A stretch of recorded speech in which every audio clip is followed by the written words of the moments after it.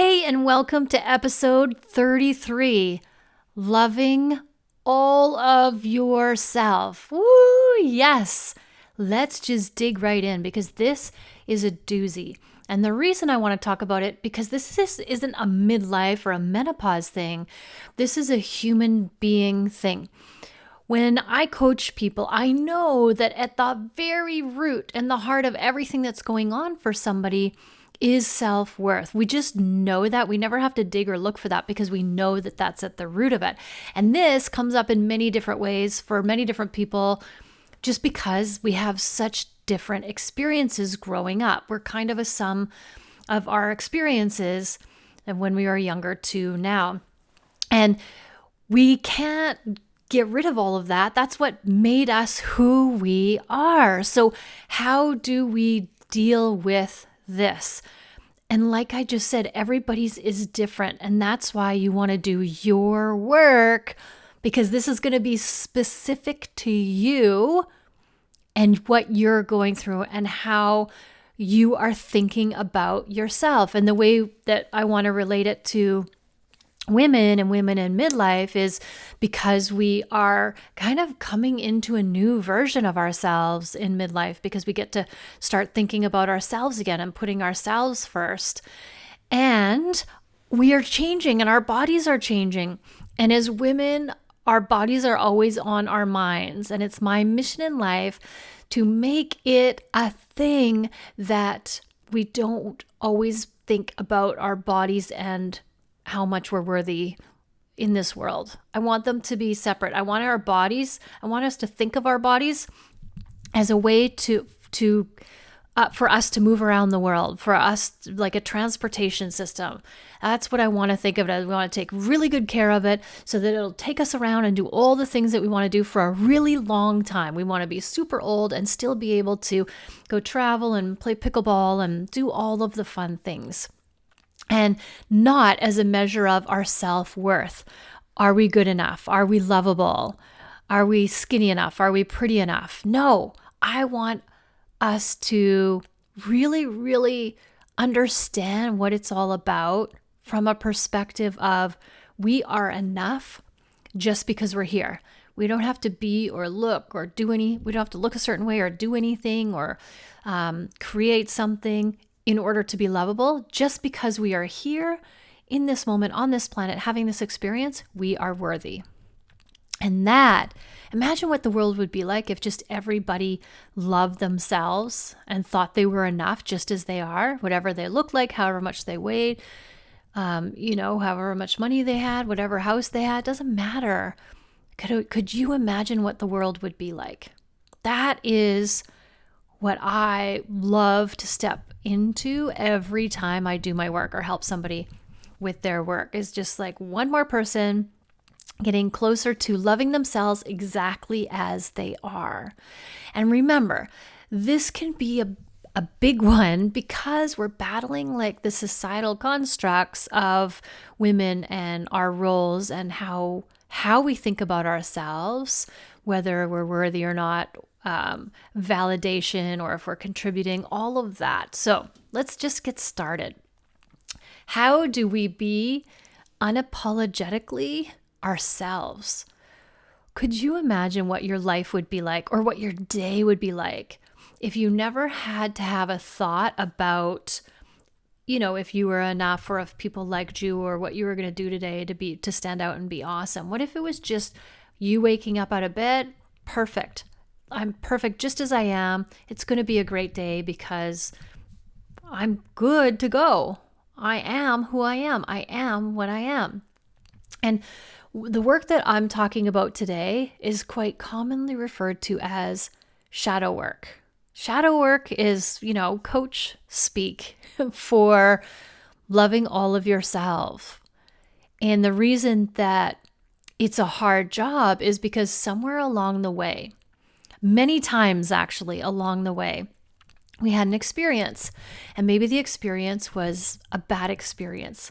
And we learned something from that experience, learned something about ourselves that we don't like. Oh, this part of me is bad, or when I do this, it's bad, or I'm bad when I do this. And we make a note of it. and we put it in a bag, and then we throw it over our shoulder and we carry it with us. And then as we live our lives and as we have all of the experiences, we take more of those things and we put them in our bag. We take more of those things and we put them in the bag. And in the bag is the shadow work that needs to be done. It's the shadow. It's the parts of ourselves that we have deemed unlovable.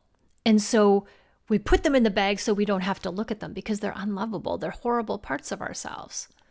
And so we don't want anybody else to know. We don't even want to know about this. We don't want to be associated with, and we don't want anybody else to know about that part of ourselves either. So we put it in the bag and we forget about it and we don't show it. We don't talk about it. It does not exist, but it does exist. And in nature, everything is based on balance. That's what nature does. Nature is a give and a take, an ebb and a flow. Everything needs to be balanced, including our bodies. Human nature, our bodies, it's always trying to balance itself out. That's homeostasis, when it's in perfect balance.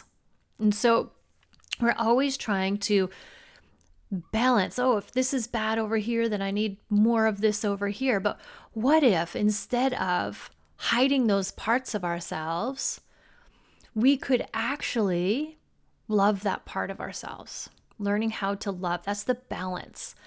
We have the parts that we love and the parts that we don't love.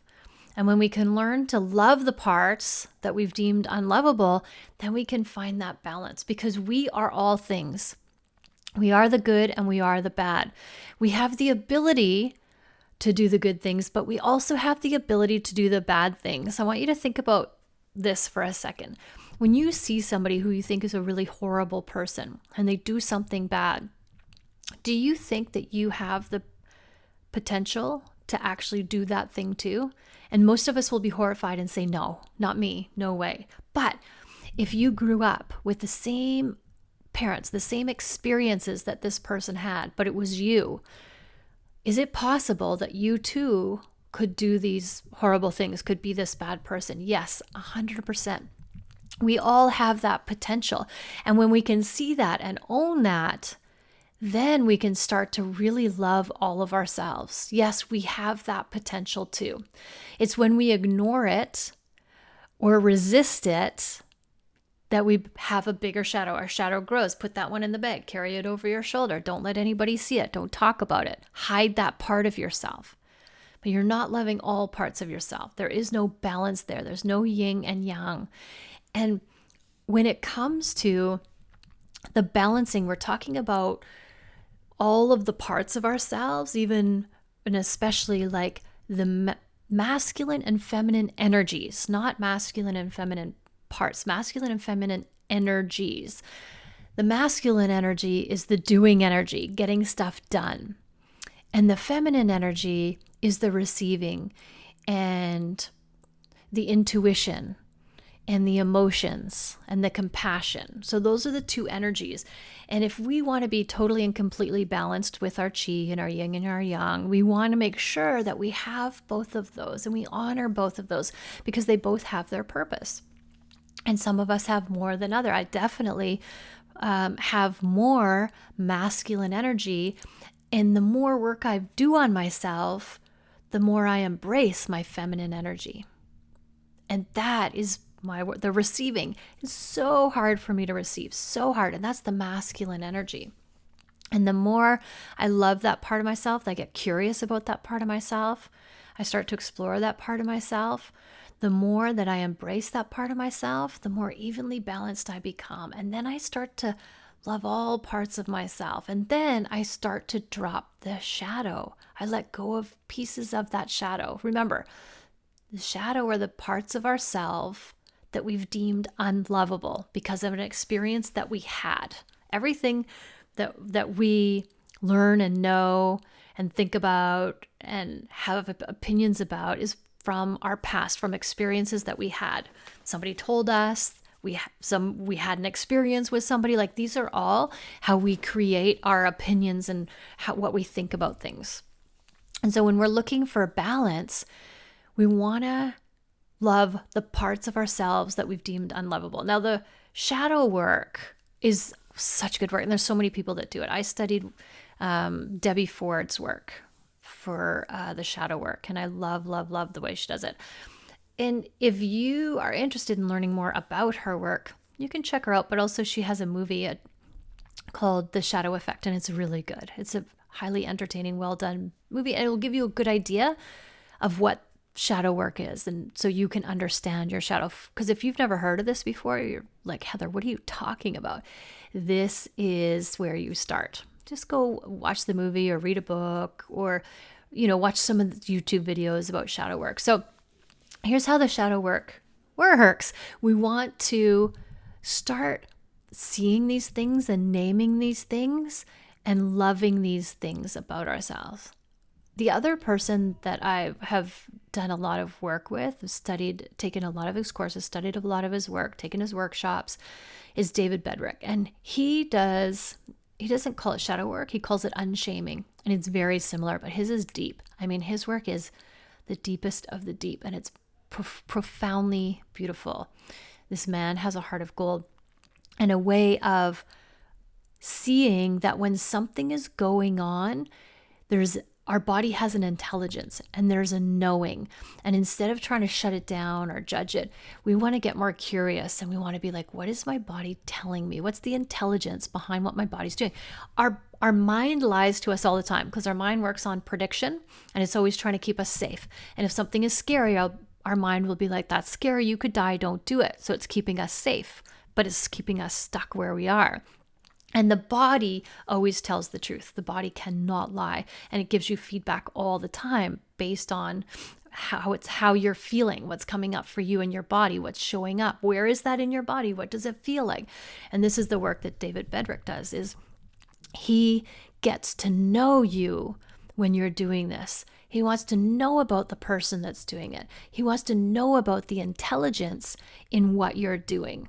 If you're an overeater, there's an intelligence in that. Why are you doing that? What does it feel like when you're doing that? What's it like to be you when you do that? And this is the work that I do with my clients too. I do this work because it is so profoundly powerful in helping people change their lives. And so his work is the same, but different. He just takes his is more somatic, but they're trying to come to the same conclusion. So I want to just give you an example of how you can see parts of your shadow that you're unaware of.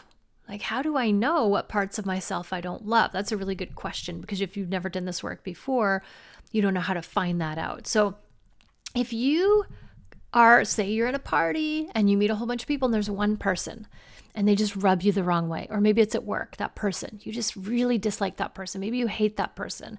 Maybe you can't stand to be around that person. They're just one person and they rub you the wrong way. I want to offer up that they are actually being a mirror for you. And what we can do is we can find out parts of our shadow from finding out why this person bugs us so much. So if you're at work and there's this guy, we'll call him Joe, drives you crazy. And every time Joe comes over, he drives you crazy. And you can't stand to be around him. So I would offer, what is it about Joe that drives you crazy? And fill in the blank. This is how you find out. He's so blank. Just fill in the blank. He's so what? He's so obnoxious. He's so rude. He's so pushy. He's so annoying. He's so arrogant. He's so stubborn. Like, what is that word that goes in there? And you're going to know it because he really pushes your buttons. So there's a spot that's really lit up there. So as soon as I ask that question, he's so what? There's no guessing. You're going to know what it is. Okay. He's so rude. Maybe that's what it is. He's so pushy. We'll say he's so pushy. Okay. Now, if he's being a mirror for us, like that triggers you because there's a part of you that hates to be pushy. You never want to be pushy. You never want anyone to say that about you.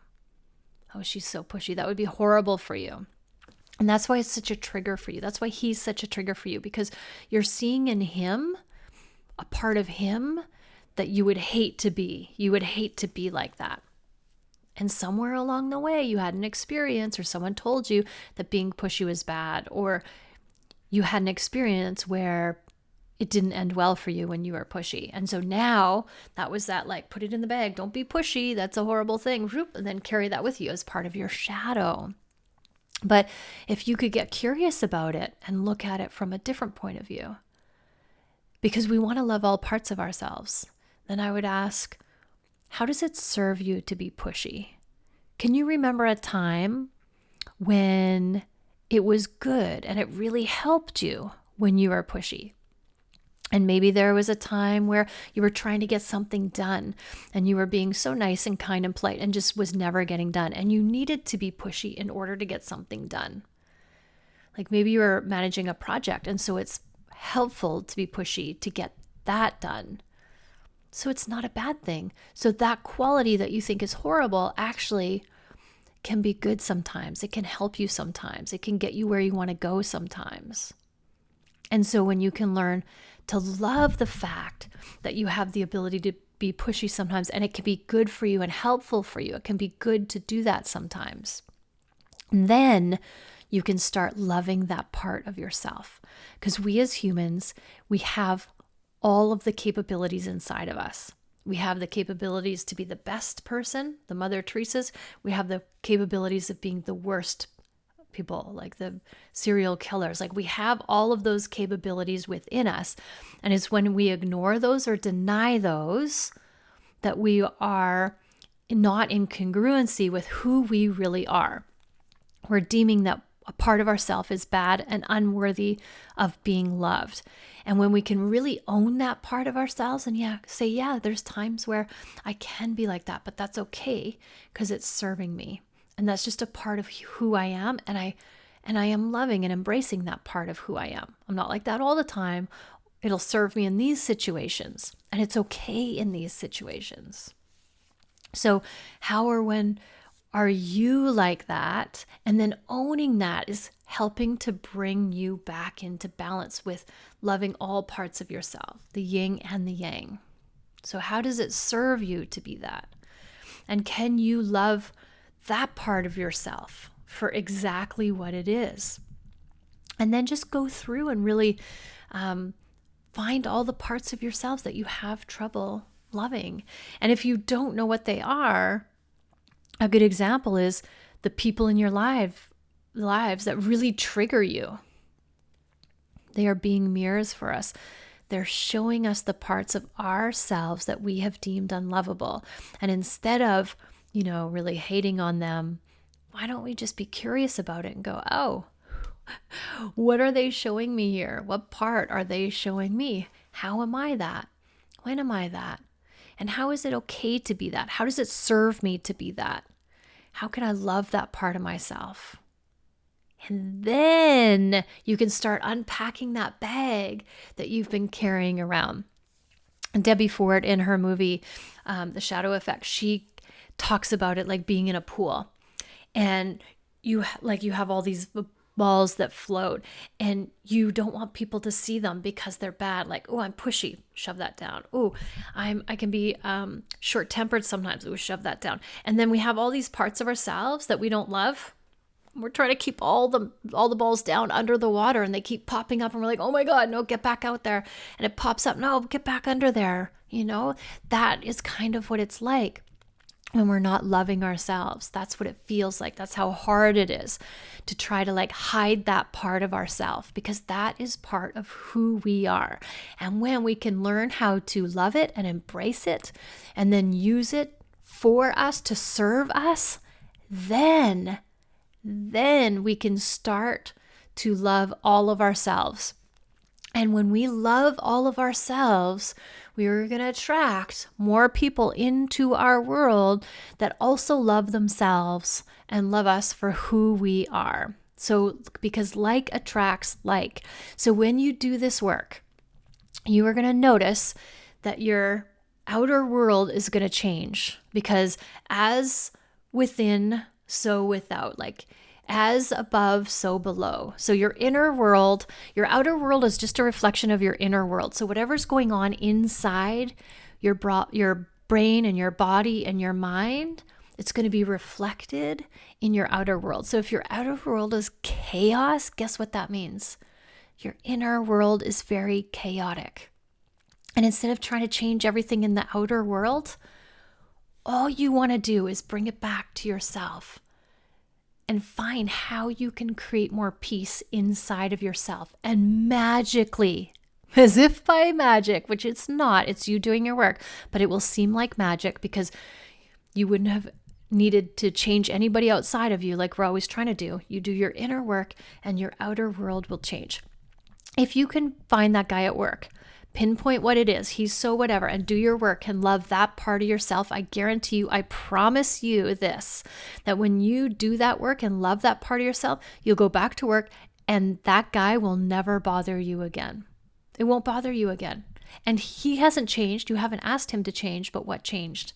You changed. Your inner world changed. Your thoughts about that part of yourself changed.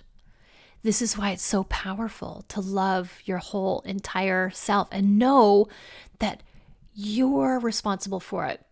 You don't need to find the partner that will love all of you to make you worthy. No, you want to be that partner for yourself. You want to love all of yourself, flaws and all, shadows and all, the good, the bad, and the ugly. And when you can do that once and for all, you are going to let go of all the other things that have been holding you back, and your whole entire world is going to change. And you're going to one day look around and go, who am I? How did I get here? This is amazing. I love what I've created for myself. And it's just by doing it one step at a time, one shadow at a time, doing the work. This is how you create an amazing life where you are in love with your life, but you are also in love with yourself, all of yourself. Thank you for listening, my friends. Always, always, always love yourself first and have an amazing day.